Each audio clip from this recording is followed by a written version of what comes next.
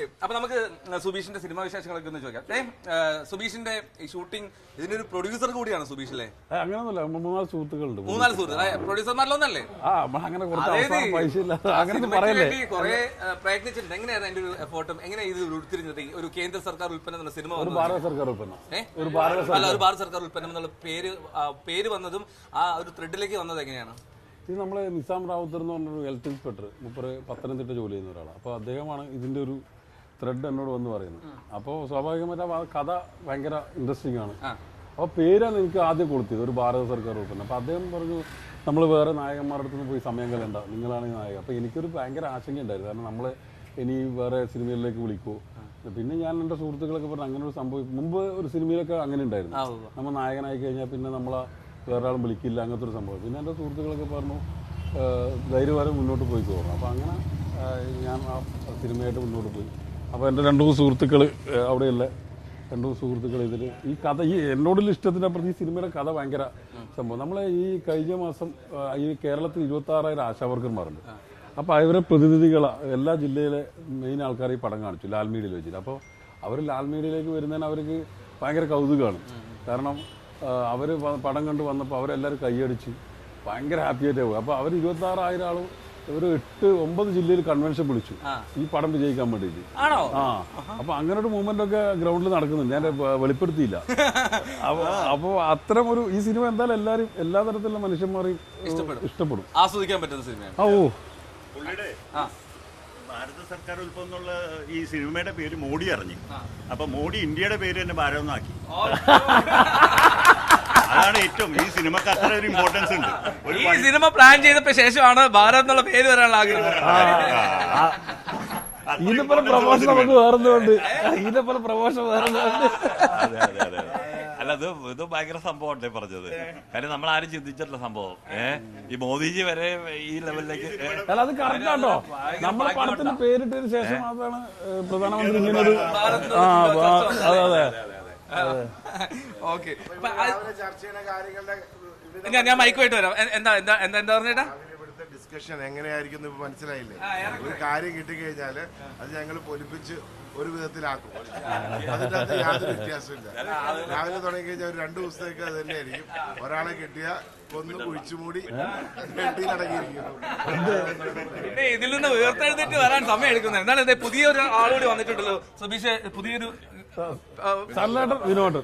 പേര് രാവിലെ നടക്കാറിങ്ങില്ലേ? ഇന്ന് വന്നില്ല, കുറച്ച് ലേറ്റ് ആയിട്ട് വന്നത്. നോർമലി എല്ലാ ദിവസവും വരാറുണ്ട്.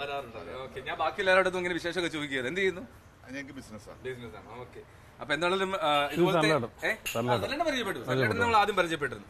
ഓക്കെ, അപ്പൊ സുബീഷ്, ഇനിയും ഈ സിനിമയിലെ ഒരു കാസ്റ്റിംഗിലേക്ക് എത്തിയപ്പോൾ ഫസ്റ്റ് ആലോചനയിൽ തന്നെ സുബീഷ് നൗറേന്റെ ആയിരുന്നു ചിത്രത്തിന്റെ തുടക്കം തന്നെ? അതെ. എന്നെ വെച്ചിട്ടായിരുന്നു മുമ്പ് മുന്നോട്ട് പോയത്. അപ്പോൾ അതുകൊണ്ടാണ് നമ്മളെ സുഹൃത്തുക്കൾ കൂടി പ്രൊഡക്ഷൻ ഏറ്റെടുത്തത്. വേറൊരു പ്രൊഡക്ഷൻ കമ്പനി പോയി പിച്ച് ചെയ്ത് അവർക്ക് എങ്ങനെ ഈ സിനിമയെ എടുക്കുന്ന നമുക്കറിയില്ല.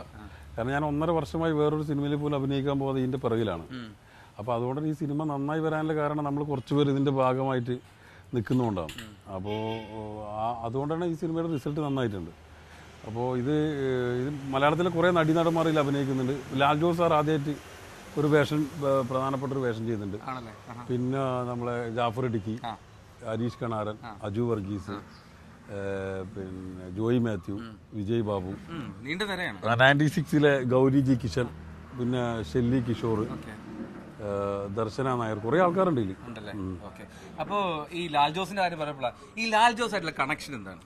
ലാൽ ജോസ് സാറിന്റെ ഞാൻ സിനിമയായിട്ട് ഈ പയ്യന്നൂർ കോളേജ് പഠിക്കുന്ന കാലത്തെ സിനിമ അതിയായ ഒരു ആഗ്രഹമായിരുന്നു. അപ്പൊ ഞാൻ ആദ്യം എറണാകുളത്ത് വരുന്നത് 98-ൽ സംസ്ഥാനം. ഞാൻ ഒന്ന് ബ്രേക്ക് ചെയ്തോട്ടെ. ഈ സിനിമ അതേ ആഗ്രഹം എന്ന് പറഞ്ഞില്ലേ, അത് എവിടെ നിന്ന് തുടങ്ങിയിട്ട് നമുക്ക് ലാൽ ജോസിലേക്ക് ഇങ്ങനെ ഇത്രമാത്രം സിനിമാ മോഹം വന്നത്? അങ്ങനെ ഞാൻ മുമ്പ് സ്കൂൾ പഠിക്കുന്ന സമയത്ത് ഈ എറണാകുളത്ത് വരുന്നത് എറണാകുളത്ത് വന്ന് ഞാൻ ആദ്യം തങ്കം ടൂറിസ്റ്റ് ഹോമിലാണ് താമസിക്കുന്നത്. സംസ്ഥാന സ്കൂൾ കലോത്സവത്തിൽ പങ്കെടുക്കുക 98-ൽ. അപ്പൊ ഇപ്പൊ ഞാൻ ആ തങ്കം ടൂറിസ്റ്റ് ഹോം തങ്കം ടൂറിസ്റ്റ് ഹോം ഇപ്പൊ ഉണ്ടോ? റെയിൽവേ സ്റ്റേഷൻ തൊട്ടിപ്പുറ ആ പാലത്തോട് ചേർന്ന് അല്ലേ? പാലത്തോട്. അപ്പൊ അവിടെയാണ് ഞാൻ താമസിക്കുന്നത്. അപ്പൊ അവിടെ നിന്ന് എനിക്ക് പിന്നെ അന്നേരം ചെറിയ ചൈൽഡ്ഹുഡ് തൊട്ട് സിനിമ എനിക്ക് ഭയങ്കര ആവേശം. അപ്പം ഞാനങ്ങനെ പയ്യന്നൂരിലെത്തിയ സമയത്ത് നമ്മൾ ഈ പറഞ്ഞ പോലെ ഈ സിനിമ പിന്നെ ഡിഗ്രി കഴിയാൻ ഇനി എന്ത് എന്നുള്ള ചോദ്യം വലിയൊരു സംഭവമാണല്ലോ. ബാക്കി എല്ലാവരും ഉപരിപഠനത്തിന് പോയി. അപ്പോൾ ഞാൻ അന്നേരം സെക്കൻഡ് ഇയർ പഠിക്കുന്ന സമയത്ത് ഞാൻ നമ്മളെ കോളേജിൽ അഖില എന്ന് പറഞ്ഞിട്ട് എൻ്റെ ജൂനിയേഴ്സ് ഉണ്ട്. അപ്പോൾ അവർ ഇന്ത്യ വിഷൻ തിളങ്ങി നിൽക്കുന്ന സമയമാണ്. അപ്പോൾ ഞാനങ്ങനെ ഇന്ത്യ വിഷൻ ഇയാളെ വിളിച്ചപ്പോൾ ബുദ്ധിമുട്ടി, കാരണം നികേഷ് ചേട്ടനാ. അങ്ങനെ നികേഷ് കുമാർ പയ്യന്നൂരുകാരനാണല്ലോ. അതെ അതെ അതെ അതെ അതെ. അപ്പോൾ അങ്ങനെ ഇദ്ദേഹം വന്ന് കണ്ടു പറഞ്ഞു. അപ്പോൾ ഞാനങ്ങനെ എറണാകുളത്ത് നമ്മളെ ക്രിക്കറ്റ് ടീമുണ്ട്. അപ്പോൾ ആ ക്രിക്കറ്റ് ടീമിൻ്റെ കൂടെ ഇവർ എറണാകുളം ഇവിടെ ജവഹർലാൽ സ്റ്റേഡിയത്തിൽ കളിക്കാൻ വേണ്ടി വരുന്നുണ്ട്. അപ്പോൾ അവിടെ മറ്റേ കടവന്തര ഇൻഡോർ സ്റ്റേഡിയത്തിൽ. അപ്പോൾ അങ്ങനെ എന്നോട് പറഞ്ഞു, നീ വരുന്നുണ്ടെങ്കിൽ ഒരു 400 രൂപ വേണമെന്ന് പറഞ്ഞു. അപ്പോൾ ഞാൻ എൻ്റെ അമ്മ വീട്ടിൽ നിന്ന് പൈസ തരുന്നില്ല, എറണാകുളത്തേക്ക് പോകാനൊക്കെ വെറുതെ പോകണ്ടെന്നൊക്കെ പറഞ്ഞിട്ട് ആ കാലത്ത്. അപ്പോൾ ഞാൻ എൻ്റെ സുഹൃത്തുക്കളോടെല്ലാം എൻ്റെ കൂടെ പഠിക്കുന്ന പെൺകുട്ടികളോട് എനിക്ക് മാരക രോഗമാണ്, എറണാകുളത്ത് ടെസ്റ്റ് ചെയ്യാൻ പോകണമെന്ന് പറഞ്ഞിട്ട് പൈസ കടം മേടിച്ചു. അങ്ങനെ നികേഷ് കുമാറിനെ പരിചയപ്പെട്ടു. നികേഷ് കുമാറാണ് ലാൽ ജോസ് സാറിനെ പരിചയപ്പെടുന്നത്. അപ്പോൾ അങ്ങനെ ഞാൻ അന്നേരം കോയൻ ബൂത്താണ്. ഞാൻ പല ഇന്റർവ്യൂവിലും പറഞ്ഞൊരു കാര്യമാണ്, കോയൻ ബൂത്താണ്. അപ്പോൾ ഞാൻ ഇയാളുടെ നമ്പർ കിട്ടി. അപ്പോൾ ഞാൻ പയ്യന്നൂർ മുനിസിപ്പാലിറ്റിയിലും കുഞ്ഞോങ്ങലം പഞ്ചായത്തിലും രാമന്തലി പഞ്ചായത്തിലും എല്ലാ കോയിൻ ബൂത്തും ഇയാളെ വിളിക്കും, മാറി മാറി വിളിക്കും. അപ്പൊ ഇയാൾക്ക് തന്നെ ഒരു ഡിസ്റ്റർബായി. ഇയാൾ അസോസിയേറ്റ് നമ്പർ വന്നു, ഇപ്പൊ അനൂപ് കണ്ണൻ. അപ്പൊ അനൂപ് കണ്ണൻ പറഞ്ഞ അങ്ങനെ CMS കോളേജിൽ ക്ലാസ്മേറ്റ്സ് എന്ന് പറഞ്ഞ പടത്തിന്റെ ഷൂട്ടിംഗ് തുടങ്ങിയത്. അങ്ങനെ അങ്ങോട്ടേക്ക് പോകണം. അങ്ങനെയാണ് ഞാൻ ഇതിലേക്ക് എൻട്രി ആവുന്നത്.